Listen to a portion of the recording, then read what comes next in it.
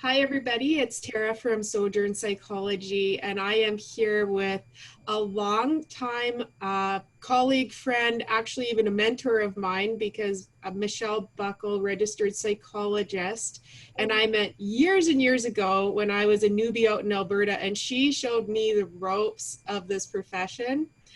So Michelle is not only a registered psychologist, but she's also a student right now. She provides care in Edmonton and Hamilton. And yeah, we were just keeping in touch, and Michelle started to share with me a project that she's currently working on, and that piqued some interest of conversation between the two of us. So what are you up to these days, Michelle? Well, I'm actually completing my second year in university, doing my education doctorate. Decided to go back to school like in 2018. I had this opportunity. It's just something hit me and said, "Hey, you know what? It's time to go back and to do something that you love." And I got inspired because my nephew we had lost in 2002, and it was maybe kind of like a sore spot in my heart that needed some healing and some discovery and understanding. So I decided to go and study homicide. I mean, it's kind of what an academic does, right? Something tragic happens to us, and we try to make sense of it so that we can use it within ourselves and use it as we reach out to others. Hey. Yes, yes, definitely, you got it. One of the things that before I became a psychologist, I am a drama therapist. And what a drama therapist is that I use drama theater processes as a way to work on psychological issues. So as a way to feel better, I use puppetry, I use storytelling, helping clients to write stories, and using this method as a way to look at issues that are a little bit more difficult to talk about. And I discovered that I love to use drama, and so I would introduce it to my clients to see if they were interested. And I found and learned that it is an amazing tool to explore the body and make sense out of memories that are stored in the body. Right. So that's what led me to exploring that and deciding, yeah, you know what? I am going to go back to university, do my doctorate, and I'm going to use drama therapy as a method to work with Black youth who are co-victims of homicide.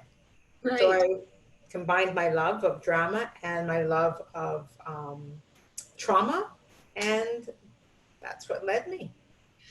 That's really, really exciting. And I think it's so interesting to think about all the drama work that people can do with youth.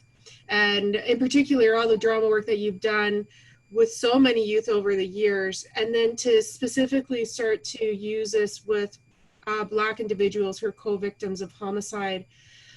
I just feel so touched, and I try to visualize what that would look like. And it's hard to wrap my head around. Yeah, yeah, it is kind of difficult. And so what I decided to do was to say, okay, well, it's hard to use drama, but what's something that I know that the youth I've worked with in the past and Black youth understand as a way to make sense of the world? And storytelling came up. So I thought, well, I'm going to find youth who have lived experiences of being co victims of homicide. And like I am, a co victim of homicide, having lost my nephew who was murdered. And then I'm going to have them find a story that relates or connects with them. And it doesn't have to have anything to do with a trauma they've had or anything, just any story. It could be the Three Little Pigs. It could be Hansel and Gretel. It could be some cultural story that's significant for them.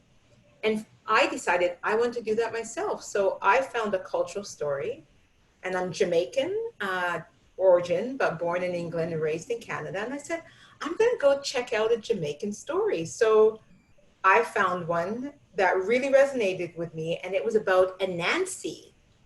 And Anansi is a spider, and it's a story used in African as well as Caribbean folklore. And this Anansi spider is a trickster. And so something brought me to this trickster character. And I found a story that related to me. And I said, I'm going to use that to explore my own life story as I would do with the youth. Actually, this is something that you're airing or performing, that people can watch your story of how you're using drama to approach your own pain over the loss of your nephew. Yes, yes. Thank you for, acknowledging that. Um, I decided that I wanted to share, Tara, my own story. It's really important for me as a psychologist, as a human being, for me to say, I believe in the work that I do, therapy, and I can go through it myself, and I can share my own story and show my own healing. And my nephew was murdered in 2002, and 17 bullets were shot into him in Edmonton, Alberta. And to this day, it's unsolved. And it really bothered me that nobody's done anything, not even to reach out to the mother, my sister. And that I felt and experienced as a family that we were silenced. And this silence brought on such a traumatic grief for me. And I started to explore using the story of Anansi, to understand what was Anansi's journey with grief and loss, and use that to connect with my own. And from that, I pulled out, I'm not going to tell you all, some scenes from my own life that connects really deeply with the loss and the traumatic grief that my nephew has brought up for me. And I weaved it together and weaved it with the support of a lovely, amazing director that I have named Naomi.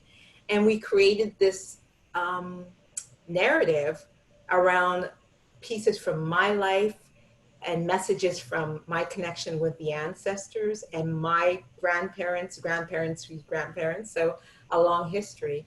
And to understand how deeply rooted this pain is, that's connected to my own self as a Black woman, my nephew as a Black male, and our stories not feeling heard, held, or supported by the justice system, and questioning our own sense of worth. Yeah, I think that is so important, Michelle, and it's so lovely to have someone speak bravely. And I think too, it's just the magic of you and your craft, that you are a drama therapist. And what comes to my mind is that, like, physician heal thyself, and so as a drama therapist, it's like through the drama you're able to not only benefit yourself, but then to share this voice with so many of us, which is just lovely. Yeah, I think you hit it right in terms of, just using the tools that we have for healing. And sometimes it starts with ourselves. What I understand about my body and what happens with trauma is that our body is where our instincts reside, where they live. And it's where the fight, the flight, and the freeze happen, and where trauma continues to live and be inflicted. And sometimes if we don't go to those places and work through that trauma, it gets stuck in that place. Right. So that when we come into society and something triggers us that seems similar, we begin to react the same way. But we do it unconsciously. So my goal was, how can we use drama, storytelling, to work with the conscious and the unconscious, the collective, as well as the personal, That's the historical, as well as the intergenerational. Beautiful. And how do we work together with our allies, as well as with our communities, to heal? That's beautiful, Michelle. I'm going to pause you right there, and we will come back and hear a little bit more from Michelle on our next segment. Thank you.